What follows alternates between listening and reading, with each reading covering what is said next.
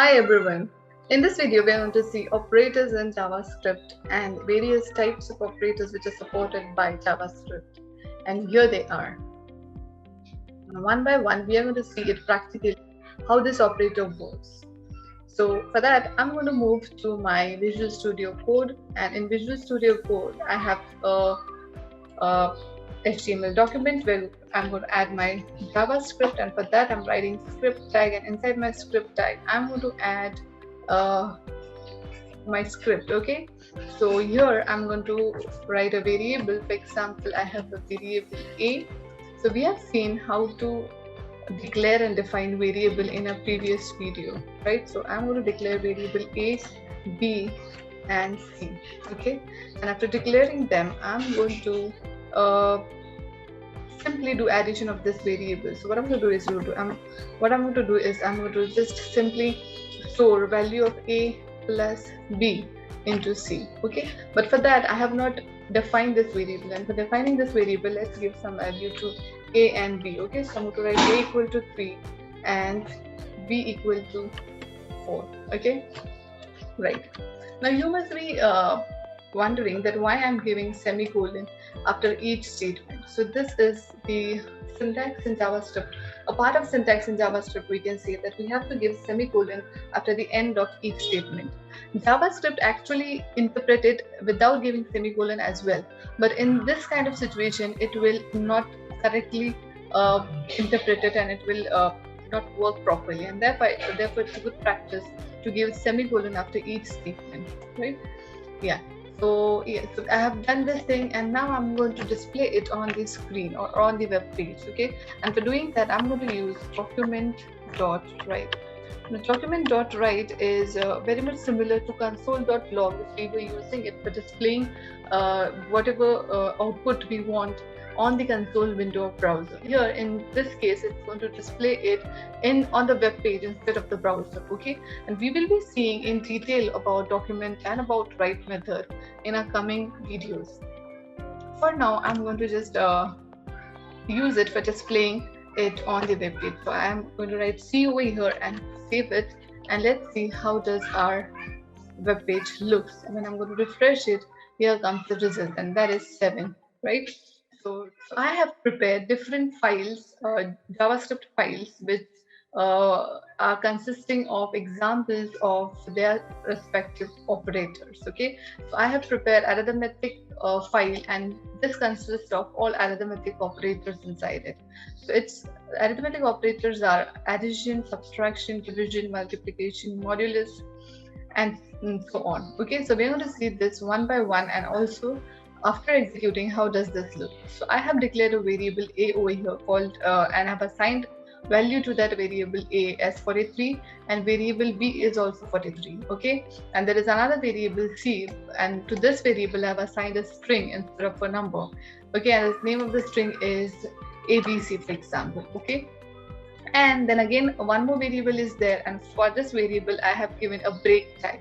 This is our HTML syntax, if you remember, for giving a break. Okay, so I've assigned it to another variable, and here simply I'm doing the operations, and I'm displaying it in document.write. Okay, so now here I have done addition of a plus b, subtraction, division, modulus. Then here I have added all the three variables a plus b plus c, and let's see in this case how does it works, because here two are numbers and one is a string. And then we have also used a minus minus and b minus minus, or we can say instead of minus minus we can write over here a plus plus as well. So this is also increment and decrement operator. For example, we have a equal to 43, so it's going to do 44, and in this case it will be 42, right? So let's see the results of all these examples on your web page or on your browser. So when I refresh it after saving it, oh sorry, I forgot to refer it inside my HTML document, and before proceeding we have to refer it over here by giving the source path. So I'm going to write over here script, and inside script I'm going to give the path of that source file, and after saving it, now it will get executed. Here we go. So it has written to me all the output as expected, And here you can see 86 ABC. So what it has done is it has added A plus B, and it has concatenated the string value with it.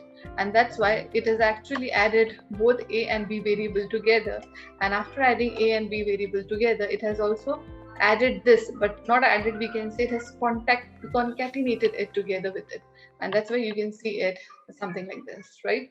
And this is what your arithmetic operators are there in JavaScript, and you can make use of it. Similar to arithmetic operator, we have another operators which are known as comparison operator. Now, these operators are used for comparing between two values or two variables.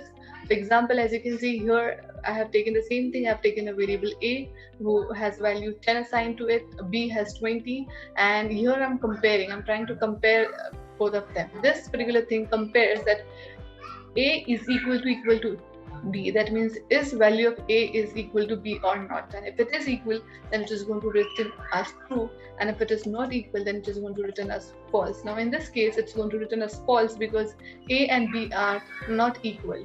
Similarly, we have less than operator, greater than operator, not equal to operator. Less than operator checks whether A value is less than B in this case. If A is less than B, then it will return true. Otherwise, it will not return true. Here in this case, it's going to return true. In this case, it's going to return false because A is not greater than B. It is less than B.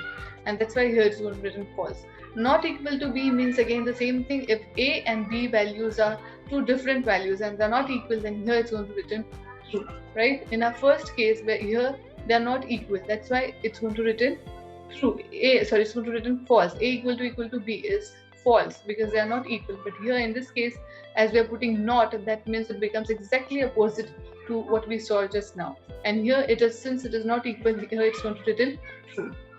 Then comes greater than equal to and less than equal to. It works exactly same as less than and greater than, but it also have with it equal to sign. So if value is less than or equal to, then it is going to return true, otherwise false. So let's quickly add this path over here and see the results on your browser. So I'm going to do comparison.js and save it and go over here and refresh it. So here we go. So it has written the result as discussed, right? So these are your comparison operators which can be used while doing various things in JavaScript further, right? Similar to comparison, we have other operators called as logical operators. So logical operators actually checks whether the two variables satisfy the condition or not. For example, I have A variable and I have assigned a Boolean value to it that is true, and B variable which for whom I have assigned a Boolean value false.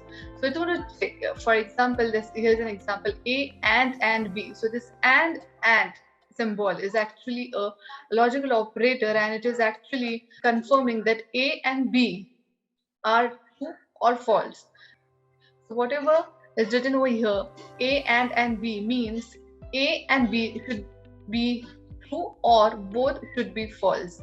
If both are true or both are false, then and then only it is going to written true or it will be false. Are you getting? This is a condition which tells that both the variables should be either true or false. Then only it is actually going to satisfy the condition and it's going to give you true. Otherwise false. Similarly, or is nothing but it tells that either of them, either of A or B, any one of the variable can be false or true. It doesn't matter. And accordingly, it's going to give you the result. And over here, A and B means both should be either true or false. And writing not before that makes it that it's okay if they both are not true or both are not false. Okay. So what this is, this turns into that A and B should not be true together or it should not be false together. Then only it's going to return true. It might be a little confusing right now, but once you practice the same thing by your own, you will get it more clearly. So what I'm going to do is I'm going to simply give the path over here for this as well. I'm going to write logical.js and save it and go over here and refresh it. Here we go. So we get the results. Okay. So the logical operators are and, or, and, not. Okay. And is used for checking that both should be true or false, right? And or is nothing but for checking either one of the variables should be true or false. Okay. Yeah. So with this, we have another operators which are called as conditional operators, and conditional operators are actually for checking conditions. Okay, for example, now here you can see they are usually denoted by question mark and colon, remember. So here with an example we can see it more clearly. I have again two variables over here. A variable is assigned with 10 a value and B is assigned with 20. Okay, now here I'm checking whether A is greater than B. Here we have made use of comparison operator which we have just seen. So A is greater than B, we are checking it over here. Okay, now we are telling if it is equal to then B, then question mark, right? So if A is greater than B, question mark, print 100, or colon means print the next statement after the colon, that is 200. So that means if this condition satisfies, then print whatever is there after the question mark, otherwise print whatever is there after the colon. So in this case, A is not greater than B, and that's why what it's going to print, it's going to print 200. And in this case, A is less than B, it is true, right? And that's why it is going to straight away display or print which is written after the question mark, that is 100. Are you getting? So this is how your conditional operator works in JavaScript. With the help of question mark and colon, you can make use of if-else statement. We're going to see further in our upcoming videos, but this is the same thing which we are doing in if-else statement. So let's see the result of this. If I'm saving this and I'm giving a path over here in our HTML document, conditional.js, and let's see what it's written. So here we go. So as I told you, for the first thing it's going to written 200, and for the second it's going to written hundreds, and that's what it has done, right? Okay, with this we have another operator called as assignment operators. Now assignment operators, we have already went through it. Like assigning something to a variable is called as assignment operator. That means here equal to is an assignment operator, we can see. So simply again here we are taking two variable A and B, 4 and 3 is assigned to them, and here in the very first statement I'm assigning B value, that is 3, to A. So now my A here becomes 3, right? Earlier A was 4, but since when we move further here up line by line, I have assigned B's value. B value was 3, so I've assigned B value to A. So now A has become 3 instead of 4, right? So similarly we have A plus equal to B. A plus equal to B means A plus B. This is a shortcut for A plus B. Instead of writing A equal to A plus B, we can also write it in this way, right? A plus equal to B, it means the same thing. Similarly, A minus equal to B is the same thing. A equal to A minus B, and A star equal to B means again the same thing. A equal to A into B, and same goes for division, modulus. So let's quickly see the results of this particular operator. So here I'm going to write assignment operator, save it and check. So here we have got 363930, right?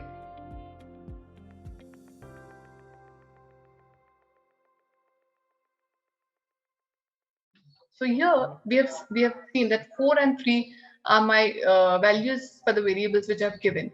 But when you see in the browser, it has written 6. I've added A plus B over here, right? A equal to A plus B. And I've written that A plus B in result, and result is displayed in on my screen, right? So it should be 4 plus 3, that means 7, but it has given me 6. So why do you think it has worked like that? And it's because, as I told you initially, that B's value is assigned to A, so it has overridden the value of A, which is 3, right? So initially it was 4, but after assigning B to A, it has overridden a value 4 to 3. So now my A value is also 3, and that's why when we do A plus B, it gives me 6. If I simply remove this block of code, let's see what happens. Here we go. So now it has given me 7 because it has considered A value as 4, right? So this is your assignment operators. With assignment operators, we have another operator type of operator in JavaScript. Now, what does this operator does? It simply tells you the type of your data. Okay, so whatever data you want to feed to your variable, which type of data it is, it's going to give you. Okay, now for example here, data type of string, right, means it is a string type of data we know, and this is a number type of data we know. Type of operator does the same thing. It tells us that which type of data is your variable consisting of. So let's quickly see this by giving it path over here. So I'm going to write type of, save it and run it. So here we go. So it gives me that first is number and the second is string, right? That's what it is. So this is a use of type of operator. So these are the various operators in JavaScript, and you will be understanding it more and more by practicing it. So do practice it and let me know if you have any questions. Thank you.